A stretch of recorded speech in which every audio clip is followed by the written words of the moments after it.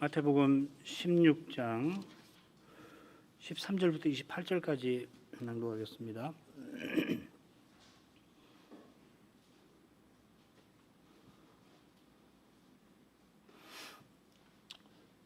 13절부터 읽습니다. 예수께서 가이사랴 빌립보 지방에 이르러 제자들에게 물어 가라사대 사람들이 인자를 누구라 하느냐. 가로되 들어는 세례 요한, 들어는 엘리야, 어떤 이는 예레미야나 선지자 중에 하나라 하나이다. 가라사대 너희는 나를 누구라 하느냐. 시몬 베드로가 대답하여 가로되 주는 그리스도시요 살아계신 하나님의 아들이시니이다. 예수께서 대답하여 가라사대 바 요나 시몬아 내가 복이 있도다. 이를 내게 알게 하니는 혈육이 아니요 하늘에 계신 내 아버지시니라. 또 내가 네게 이르노니 너는 베드로라. 내가 이 반석 위에 내 교회를 세우리니 음부의 권세가 이기지 못하리라. 내가 천국 열쇠를 내게 주리니 네가 땅에서 무엇이든지 매면 하늘에서도 매일 것이요 내가 땅에서 무엇이든지 풀면 하늘에서도 풀리리라 하시고 이에 제자들을 경계하사 자기가 그리스도인 것을 아무에게도 이르지 말라 하시리라. 이때로부터 예수 그리스도께서 자기가 예루살렘에 올라가 장로들과 대제사장들과 서기관들에게 많은 고난을 받고 죽임을 당하고 제3일에 살아나야 할 것을 제자들에게 비로소 가르치시니 베드로가 예수를 붙들고 간하여 가로되 주여 그리 마옵소서 이 일이 결코 주에게 미치지 아니하리이다. 예수께서 돌이키시며 베드로에게 이르시되 사단아 내 뒤로 물러가라. 너는 나를 넘어지게 하는 자로다. 내가 하나님의 일을 생각지 아니하고 도리어 사람의 일을 생각하는도다 하시고 이에 예수께서 제자들에게 이르시되 아무든지 나를 따라오려거든 자기를 부인하고 자기 십자가를 지고 나를 좇을 것이니라. 누구든지 제 목숨을 구원코자 하면 잃을 것이요 누구든지 나를 위하여 제 목숨을 잃으면 찾으리라. 사람이 만일 온 천하를 얻고도 제 목숨을 잃으면 무엇이 유익하리요? 사람이 무엇을 주고 제 목숨과 바꾸겠느냐. 인자가 아버지의 영광으로 그 천사들과 함께 오리니 그때에 각 사람의 행한 대로 갚으리라. 진실로 너에게 이르노니 여기 섰는 사람 중에 죽기 전에 인자가 그 왕권을 가지고 오는 것을 볼 자들도 있느니라. 오늘 낭독한 마태복음 16장 후반부는 이 마태복음 본론의 그 넷째 대목을 마치는 마지막 단락, 다섯째 단락이 속합니다. 그 위에 보시면은 처음 첫째부터 넷째 단락이 쭉 나오죠. 13장 54절부터 14장 13절까지가 첫째 단락이고 그로부터 해가지고 15장 20절까지가 둘째 단락, 오병이어 표적이 나오는 바리새인의 배척으로 끝나죠. 그리고 15장 21절부터 28절까지는 가나안 여인을 고치신 일이고 그리고 15장 29절부터 16장 12절부터는 칠병이어든지 또 여러 병자를 고치신 거, 또 바리새인과 사두개인의 누룩에 관한 것이죠. 주님께서 공회의 배척을 피해서 이방 땅에 잠시 가셨다가 돌아오셨지만은 공회의 배척이 여전하여서 다시금 빌립의 영토로 가시게 됩니다. 16장 13절에 나오죠. 그리고서 한동안 거기 계시다가 다시금 갈릴리 서쪽으로 돌아오십니다. 이게 17장 22절 24절 맨 마지막 다섯째 단락의 마지막 사건이 됩니다. 그래 이 다섯째 단락은 다섯 가지 사건이 있어요. 먼저 오늘 읽은 가이사랴 빌립보에서 베드로가 바른 신앙을 고백하고 주님께서 자기를 좇는 도리를 베풀어 주시는 내용이 16장 마지막까지고 그다음 이제 17장으로 가면 변화산 사건, 주님의 용모가 영광스럽게 변화된 그 사건이 17장 1절부터 8절까지가 되고요. 그리고 변화산에서 내려오시는 길에 세례 요한에 관한 대화를 나누십니다. 오리라는 엘리야가 바로 이 세례 요한이다 하시는 것이죠. 그게 9절부터 13절까지가 되고 그리고 변화산 아래 내려오시니까 이 한 아버지가 귀신 들려 병든 아들을 데려왔는데 사날에 제자들이 고쳐주지 못한 상태에 있었고 주님이 그 아들을 고쳐주신 내용입니다. 14절부터 20절까지가 되었고요. 그리고 마지막에 이제 17장 21절부터 17장 27절까지는 갈릴리 돌아가셔서 성전세를 내셨다 하는 내용입니다. 그 밑에 나오는 도표를 참조해서 계속 들으시길 바랍니다.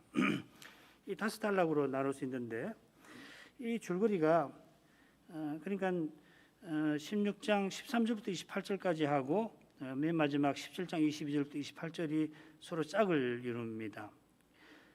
십자가 부활에 관한 예고가 있는 것도 물론이고 또 그 중요한 낱말이 넷째 대목에 중요한 낱말이 있다고 말씀드렸죠. 배척에 해당되는 그 스칸달론이라는 말인데 여기 2번 나옵니다.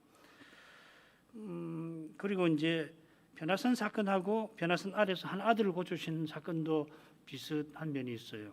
그 변화산에서는 아버지의 영광과 아들의 영광이 드러나는데 변화산 아래서는 한 불쌍한 아버지와 가련한 아들 이야기가 나오죠. 그리고 가운데는 이 세례요한에 대한 대화인데 역시 십자가를 예고하시고 배척당하시는 주제가 여기 있습니다. 뭐 이런 줄거리가 이 사도의 의중을 얼마나 제대로 담았는지 잘 모르겠습니다만은 넷째 대목의 주제는 분명히 드러내고 있습니다. 넷째 대목의 주제가 주님이 배척받으심이지요. 첫째 단락 보시면은 고향 사람들 헤롯이 배척을 했죠. 그리고 넷째 단락에서는 특별히 공회 사두개인 바리새인과 사두개인들이 배척을 하는데 마지막 5단락 성전세 사건에서도 드러나듯이 대지상도 그렇습니다. 뭐 대지상이 사두개파의 수장이니까 마찬가지죠. 이 주제를 잘 드러내는 헬라어가 스칸달론, 이 영어로 스캔들이라고 하는 말이 여기서 나옵니다. 스칸달론, 동사로는 스칸달리저라는 말인데 이 표현이 말씀드린 대로 첫째 부분 16장 23절에 보면 넘어지게 하는 자라 번역이 되어 있고요. 마지막 부분 17장 27절에서는 오해케 한다 이렇게 번역이 되어 있습니다.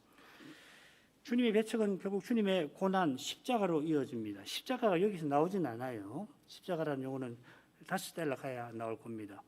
그 주님의 고난으로 이어지는데 주님께서 이 단락에서 비로소 제자들에게 알리시고 이어서 3번이나 주님의 고난에 대해서 알리십니다. 16장 20절, 17장 12절 그리고 23절이 그렇습니다.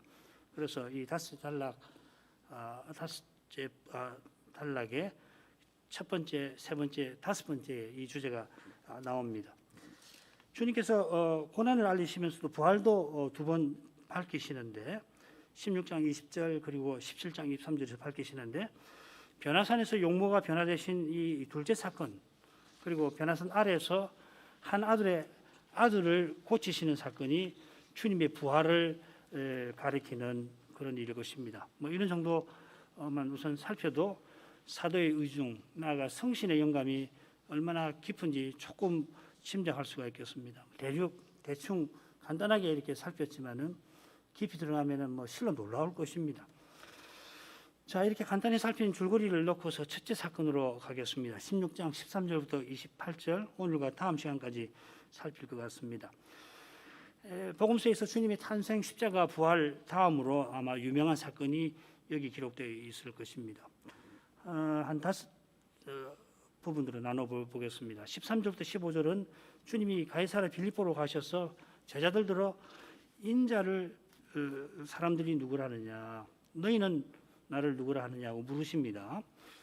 그래서 16절에 베드로가 바른 고백을 드리니까 주님께서 교회를 세우겠다 약속을 하십니다. 그게 19절까지고요.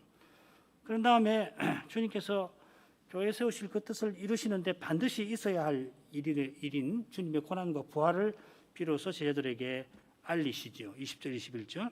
그런데 베드로가 그 일을 듣고자 주님을 만류하고 주님은 사단아 내 뒤로 물러가라 하시면서 책망을 하십니다. 22, 23절. 그리고 주님께서 나를 쫓아오라 하시고 인자가 누구신가? 맨 처음에 인자를 누구라고 하느냐 하고 물으셨는데 그 인자가 누구인지를 이 마지막 부분에 아주 선명하게 알리십니다. 자, 이런 정도로 해서 작은 부분들을 이제 살피죠. 13절부터 15절까지를 먼저 읽도록 하겠습니다. 예수께서 가이사랴 빌립보 지방에 이르러 제자들에게 물어 가로소되 사람들이 인자를 누구라 하느냐. 가로되 더러는 세례 요한, 더러는 엘리야, 어떤 이는 예레미야나 선지자 중에 하나라 하나이다. 가라사대 너희는 나를 누구라 하느냐.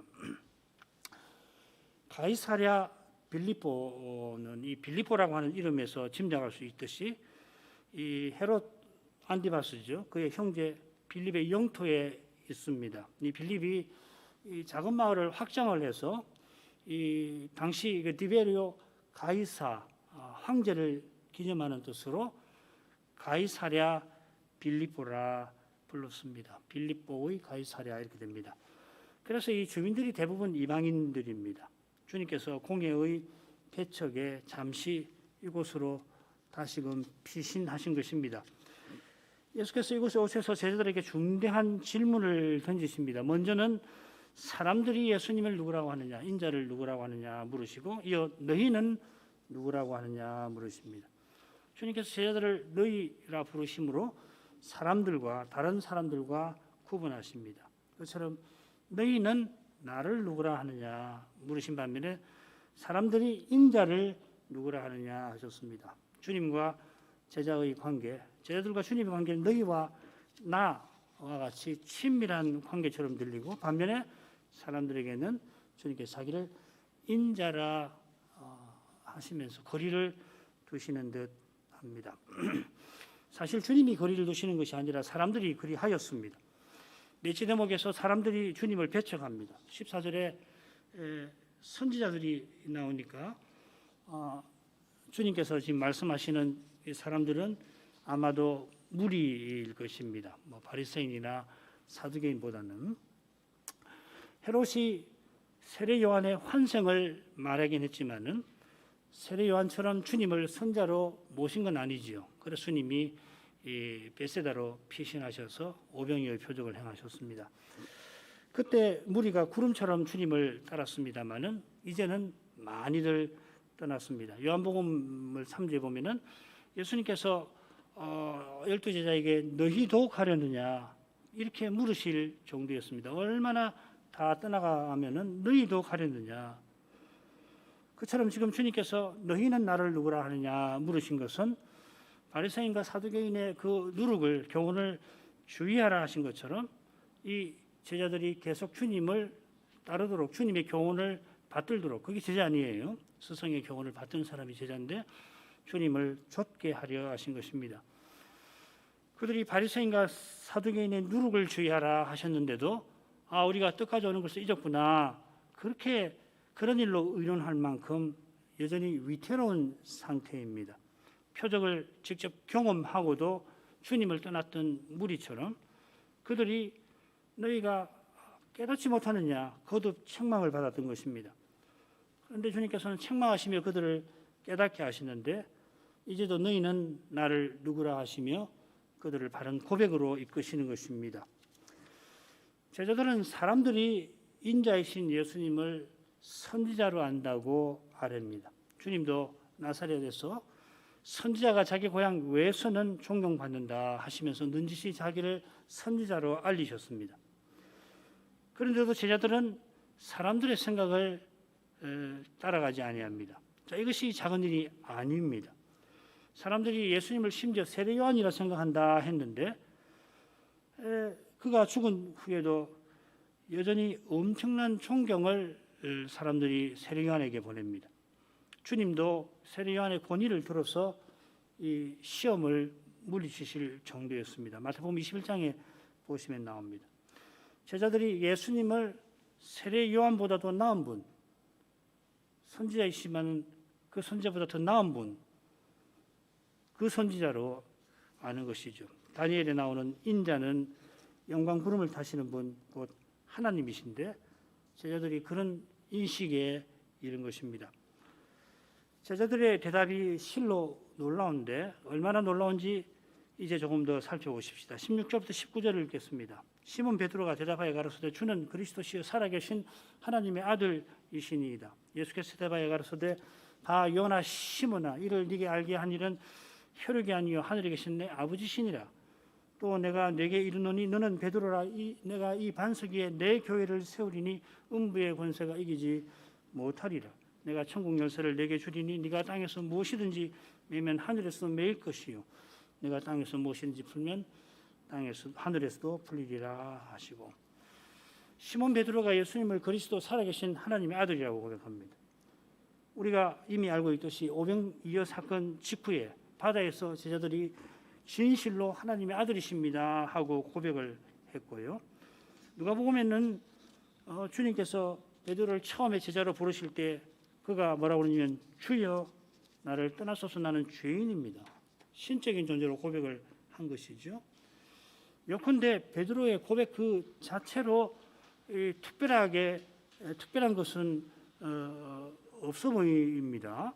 이미 다 한 고백이니까요. 그러나 지금 그의 고백이 실로 놀라운데, 무엇보다도 주님께서 이 반석 위에 내 교회를 세우리라 약속하신 그 사실에, 둘째로 그처럼 혈육이 아니라 여기 혈육이 아니라 하늘에 계신 내 아버지께서 베드로더러 알게 하셨다 하신 이 사실, 이 대조에서 말씀하신 것, 그리고 그래서 사도들이 주님을 떠나는 무리와 달리 그리스도로 고백하게 된 사실이 있습니다. 이 세 가지로 이 그의 고백의 놀라운 점을 각각 생각을 해보죠.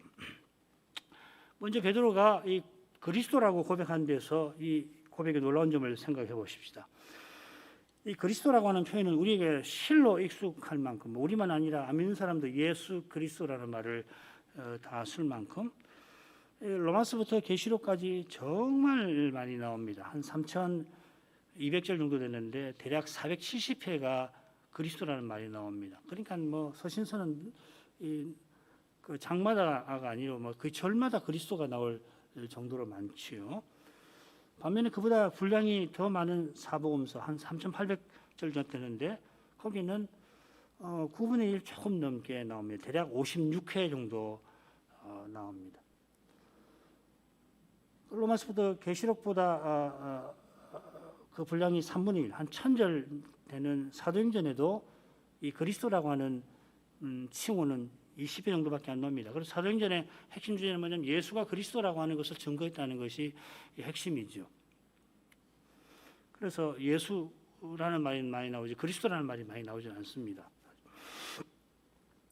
마태복음에는 17회가 나와요.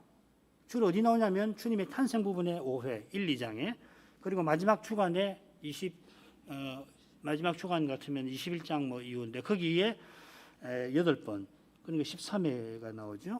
4번 남았는데, 그런 점에서 지금 이 살피고 있는 가이사랴 빌립보 사건에 그리스도라 하는 칭호가 3번 나오는 것은 의미심장합니다.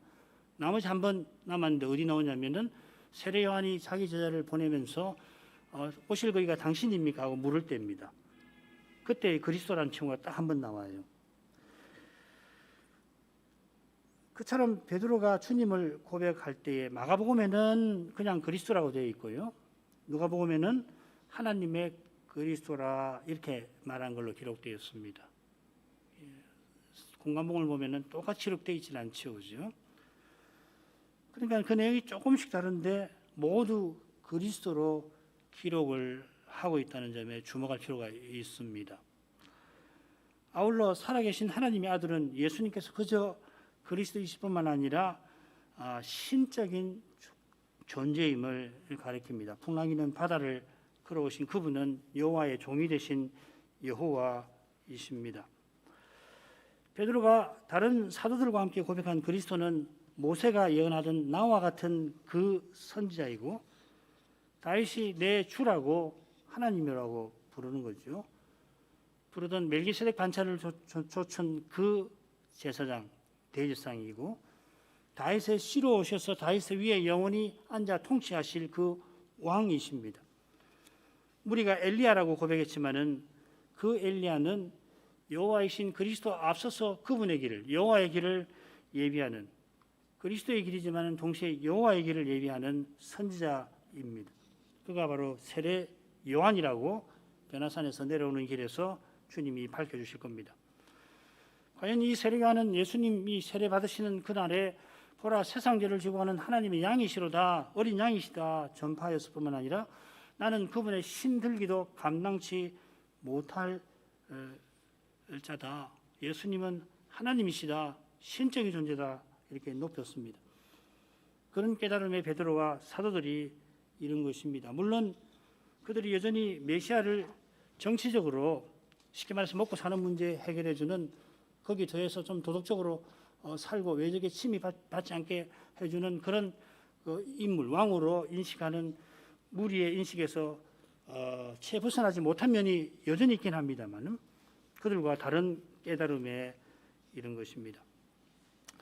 그들이 그리스도를 바르게 고백한 것은 실로 복된 일입니다. 바요나 시므나, 요나의 아들 말이거든요. bar 요나, 이 아람으로 바르라는 아들이란 말입니다. bar 요나 시므나, 네가 복이 있도다. 누가 복이 있는 사람인지 예수님이 팔복에서 교훈을 하셨는데, 그처럼 복 있는 사람은 누구냐? 천국을 보고 듣는 자이고, 그리고 그리스도로 인하여 실족하지 아니하는 자, 세례 요한이 제자 보냈을 때 하신 말씀이죠. 그리고 다시 오실 그리스도를 기다리는 자입니다. 마태복음에서 복 있는 자를 조사해 보면 이렇게 요약됩니다.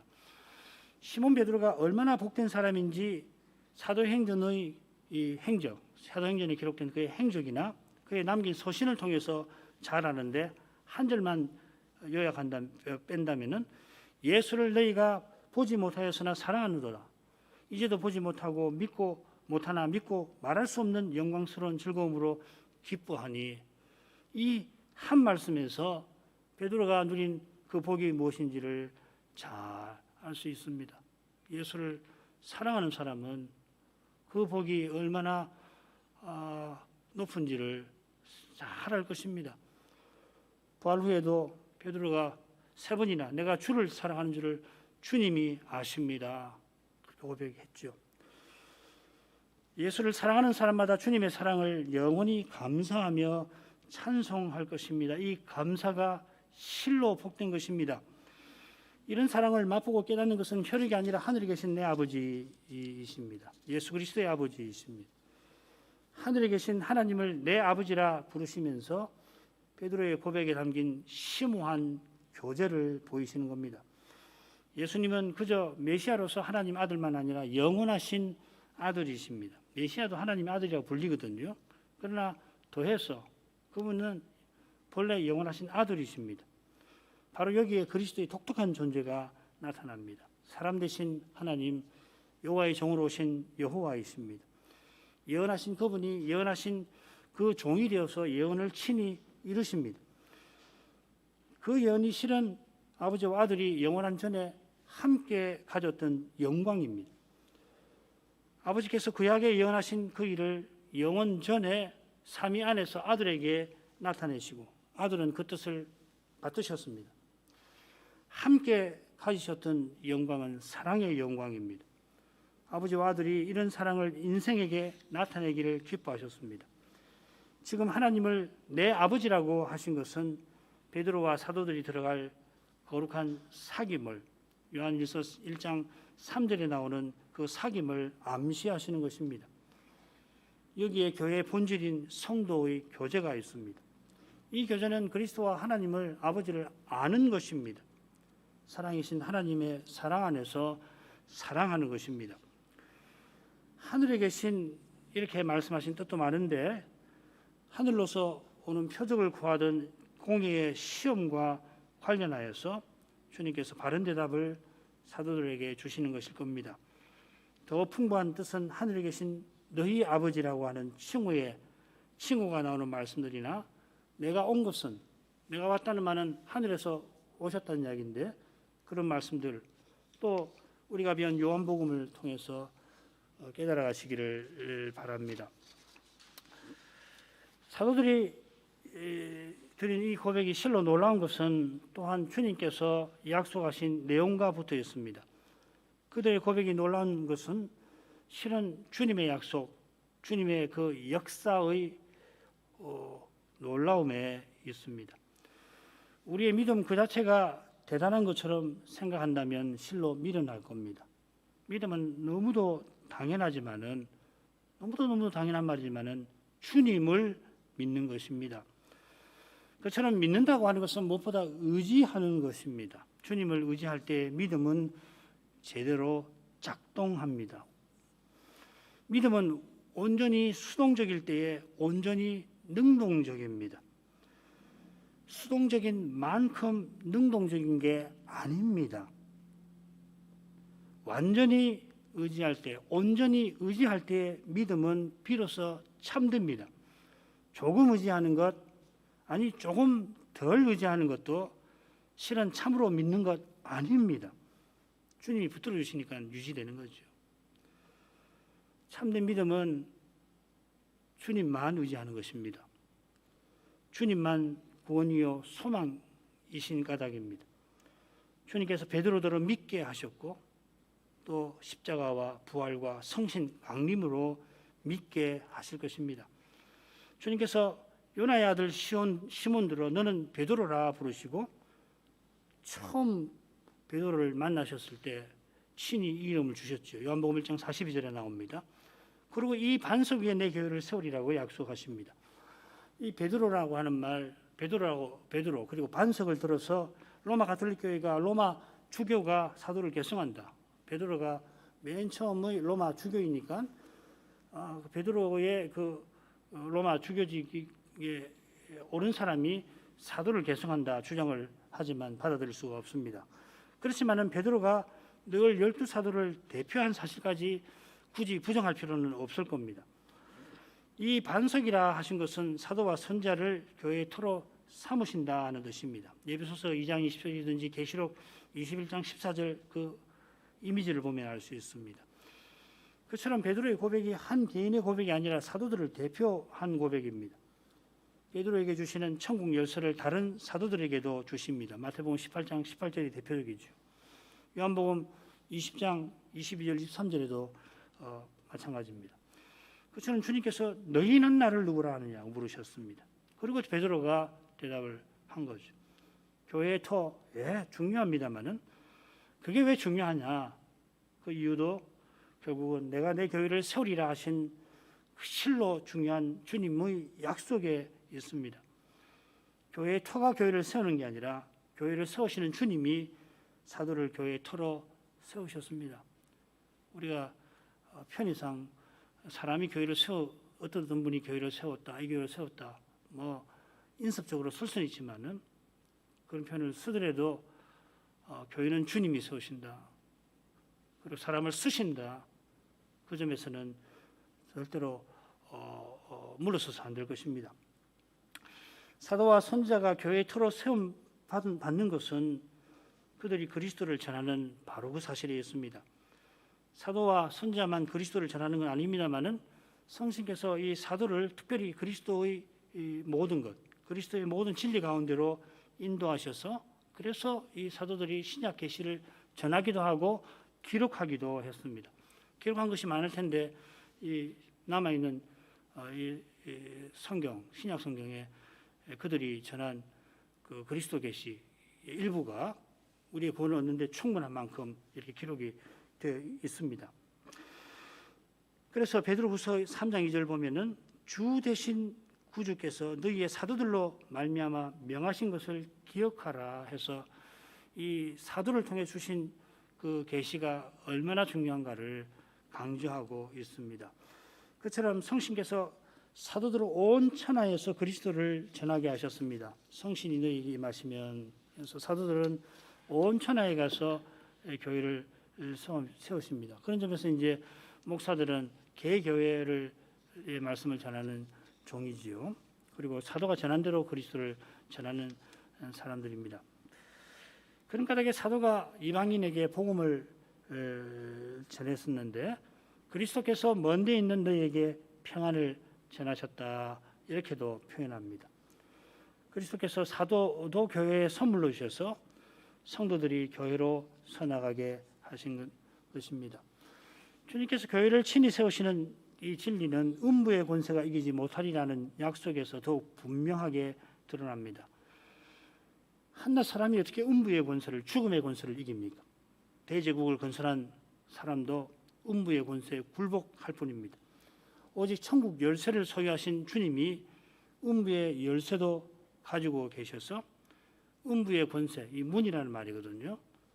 음부의 문 안에 갇힌 자들을 열어 해방하십니다. 골로새서 1장 13절이 뭐 그런 말씀이죠. 골로새서 1장 13절 읽습니다. 주님께서 흑암의 권세에서 건져 사랑의 아들의 나라로 옮기셨다. 골로새 1장 13절이죠. 그렇죠? 너희가 구속고 죄 사함을 받았다. 14절. 주님께서 음부의 열쇠를 가졌다고 하실 때에 내가 전에 죽었었노라 볼조다 이제 세세토록 살아있다 하셨습니다. 예수께서 죽으신 까닭에 사망과 음부의 열쇠를 가지시게 되셨습니다. 십자가에서 죄값을 치르시고 부활하여 살려주는 성신이 되신 겁니다.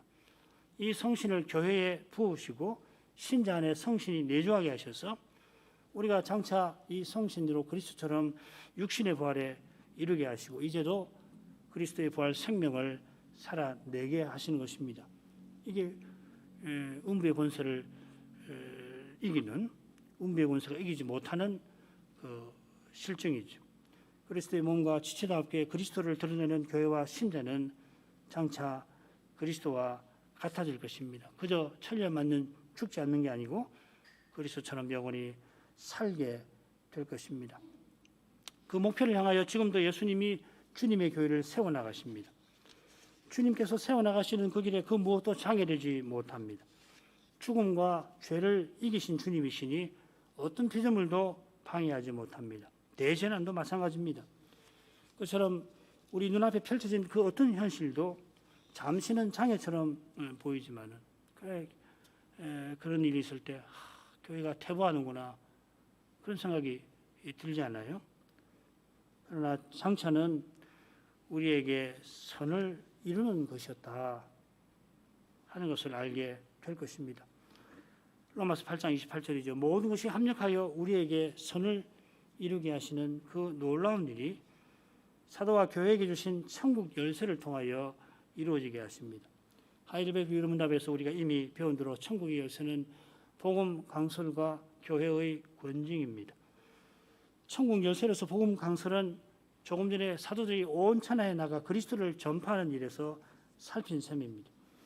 사도가 전한 대로 그리스도를 믿는 자는 천국에 들어갑니다.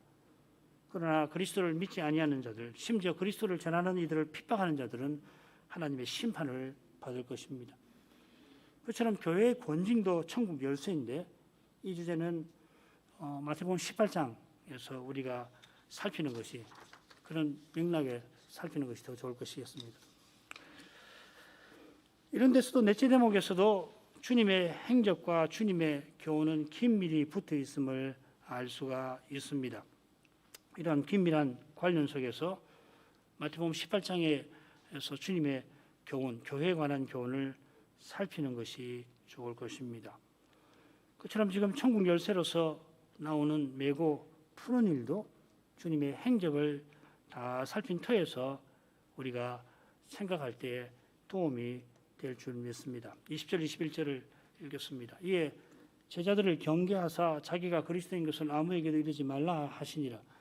이때로부터 예수 그리스도께서 자기가 예루살렘에 올라가 장로들과 대제사장들과 서기관들에게 많은 고난을 받고 죽임을 당하고 제3일에 살아나야 할 것을 제자들에게 비로소 가르치시니 주님이 내 교회를 세우겠다 하시고 제자들에게 경계하십니다. 이 경계한다는 말은 엄히 명하신다 하는 뜻인데요. 이 표현이 마가복음에서는 바리새인과 사두개인의 누룩을 주의하라 하실 때 우리가 지난 시간에 배웠던 그 사건에서 사용이 됩니다. 예수께서 경계하여 가라사대 삼가 그들의 누룩을 주의하라. 그리고 마가복음 9장 9장에서는 베나산에서 내려오실 때에도 사용합니다. 산에서 본 것을 내가 영광을 얻을 때까지는 아무에게도 이르지 말라 하시면서 할 때 엄히 경계하십니다. 주님께서 지금 제자들을 단단히 주의하시며 말씀하시는 겁니다. 경계하신 내용은 뭔가 하면은 자기가 그리스도인 것을 아무에게도 이르지 말라 하는 것입니다. 말씀드린 대로 베나산 내려오시는 길에도 세 제자 함께 올라갔던 베드로, 요한, 야고보에게 산에서 본 것을 아무에게도 이르지 말라고 명하십니다. 거기에는 단서가 붙어 있습니다. 인자가 죽은 자 가운데서 살아나기 전에는, 부활 후에는 사도들이 온 천하에 가서 누구에게든지 이 일을 전할 것입니다. 베드로전서 후서에도 그 내용이 나오지요. 1장 끝에 나옵니다. 그러나 지금은 아닙니다. 아닌 이유는 무엇보다 그리스도의 십자가에 있습니다. 십자가를 떠나서, 십자가 사건이 있기 전에 혹은 십자가를 떠나서 그리스도를 바로 알거나 전하지 못합니다. 부활 후에 성신이 임하셔야 사도들이 비로소 그리스도를 제대로 전합니다. 물론 성신의 능력으로만 전하는 것인데, 구약 선자들이 성신의 능력으로 오실 메시아를 전하는 것과 조금 다른 면이 있습니다. 다른 면은, 그러니까 이사야도 그리스도의 십자가를 마치 본 사람같이 그리스도의 고난을 전하지 않았어요? 성신의 능력으로. 이미 구약 때도 하던 일인데 왜 지금 제자들에게는 하지 말라고 하시느냐 이 말이죠. 그것은 그리스도의 몸으로서 교회가 서는 것과 붙어 있습니다. 에베소서에서는 그리스도께서 자기 안에서 하나의 새로운 사람을 지으신다 이렇게 교훈하실 정도입니다. 그처럼 바울 사도는 부활하신 그리스도를 살려주는 성신으로, 성신을 그리스도의 영으로 또 전합니다. 우리가 그리스도의 영을 받았으니까 그래서 그리스도의 몸이고 지체인 것입니다. 성신의 내주 없는 상태에서 우리와 하나 되신 그리스도, 십자가 지시고 부활하신 목적이 여기 있는데 우리와 하나 되신 그리스도를 성신의 내주 없는 상태에서 전하는 것은 쉽지가 않습니다. 그래서 예수님께서 돌아가시던 전날 다락방에서 내가 너에게 이를 말이 아직도 많지만 너희가 못 받는다 하시는 거죠. 돌려서 성신이 우리 각 사람에게 내주하시는 일이 얼마나 중요한지 모릅니다. 역설적이지만은 우리가 마땅히 구할 바를 알지 못하는 그 연약함을 제대로 아는 것이 얼마나 중요한지 모릅니다. 성신이 우리 안에 내주하신다는 것을 생생하게 보여주는 한 가지가 뭐냐면은 우리가 기도할 때 내가 마땅히 구할 바를 알지 못하는 그렇게 연약한 존재라고 하는 것을 깨닫는 것과 붙어 있는 거거든요. 그래서 성신의 탄식에 근거해서 우리가 탄식하는 거거든요.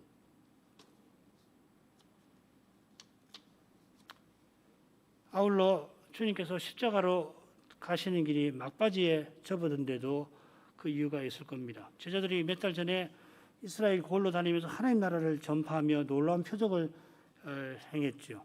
주님께서 보내셨습니다. 전하라, 이스라엘 각 골에 가서 하나님 나라를 전파하라. 그렇게 누구에든지 가서 전하라고 하셨다고요. 그죠? 그때 그들이 얼마나 고무되었는지 모릅니다. 지금 무리들이 대거 주님을 떠났지만 그들은 곧 천국에서 누가 큽니까?